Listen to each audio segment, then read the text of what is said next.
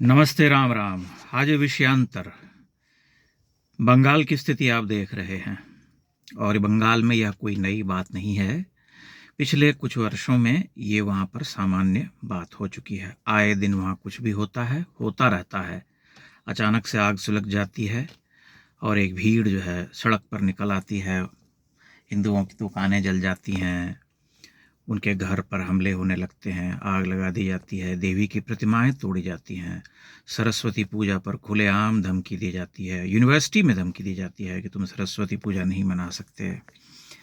और उसके बाद 3-4 दिनों तक यह हंगामा चलता है और फिर जो है वापस स्थिति सामान्य हो जाती है। अगली बार फिर से धधक जाने तक वही स्थिति बनी रहती है। लेकिन आपने देखा होगा कि बंगाल की ये कुव्यवस्था और जो आज की स्थिति है, उस पर हमारे देश के जो महान बौद्धिक हैं वे चुप्पी साधे बैठे हुए हैं।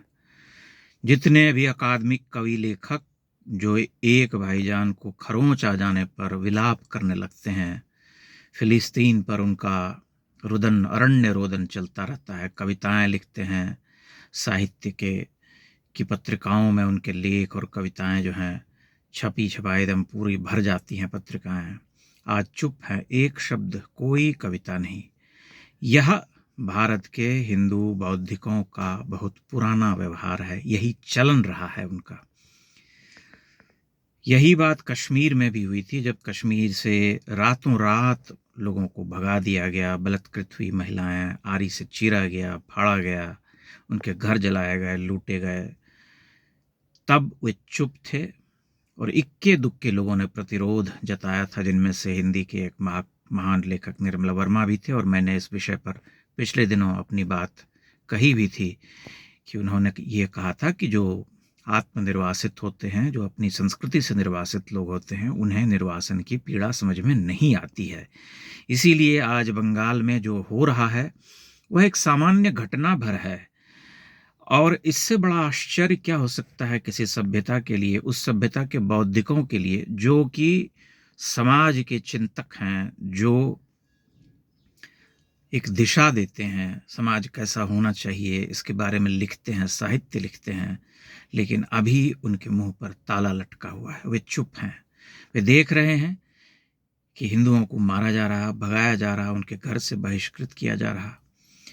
वे चुप हैं इस निर्लज्जता पर कि बंगाल का एक नेता कहता है कि नहीं नहीं, माइग्रेशन नहीं हो रहा, वो तो बस यहाँ वहाँ ऐसे जा रहे हैं, मतलब यात्रा निकाली जा रही है बंगाल में। मुर्शिदाबाद का जो सांसद है, महान क्रिकेटर रहा है, चाय पीते हुए अपनी फोटो लगा रहा है, मुस्कुरा रहा है, उसके लिए ये मज़े के दिन हैं। लेकिन हिंदू जाति जो है वह निर्लज्जता से भर गई है। उसे अब इन सब चीज़ों से बहुत अधिक अंतर नहीं पड़ता, अभ्यस्त हो गई है। उसे लगता है यह सब तो होता ही रहा है, होता ही रहेगा, या हो भी रहा है। आज से तो नहीं हो रहा, 1000 वर्ष से हो रहा है। पिछले 100 वर्ष में इतनी सारी बड़ी बड़ी घटनाएं हो गई, लेकिन क्या हो गया? कुछ अंतर पड़ा क्या? भारत का विभाजन हो गया, कश्मीर से हिंदू भगा दिए गए, दक्षिण के बहुत सारे राज्यों में आधिपत्य हो गया, उत्तर पूर्व की यही स्थिति रही। बस ये काउ बेल्ट जिसे कहते हैं वह बचा रह गया है किसी तरह से, और उसी काउ बेल्ट को गाली दी जाती है, और वही काउ बेल्ट जो है आज रक्षण के लिए खड़ा है।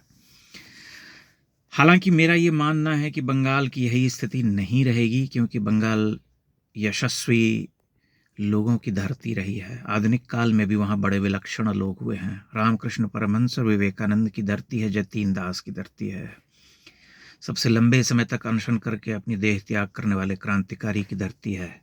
सुभाष चंद्र बोस की धरती है, रविंद्रनाथ की धरती है, बंकिम चंद्र की धरती है। एक से एक बड़े कलाकार, चिंतकों, क्रांतिकारियों की धरती है। अकेले बंगाल ने आधुनिक भारत में जो स्वतंत्रता संग्राम लड़ा गया, उसमें सबसे अधिक क्रांतिकारी दिए।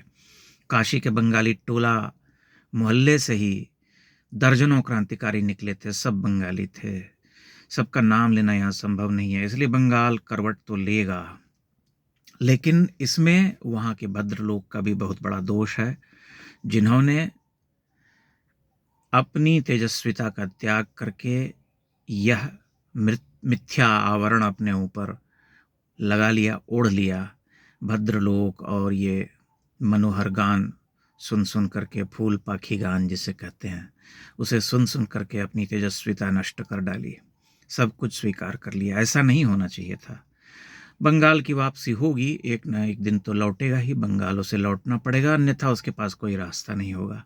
लेकिन आप इन बौद्धिकों के बारे में विचार कीजिए, जिन्हें बहुत घमंड है, बहुत गुरूर है, बहुत दर्प है कि वे बड़े अलग लोग हैं, बहुत क्रिएटिव लोग हैं, कुछ अच्छा साहित्य लिख रहे हैं वे, और उनका साहित्य कूड़े का ढेर है, उससे अधिक कुछ नहीं।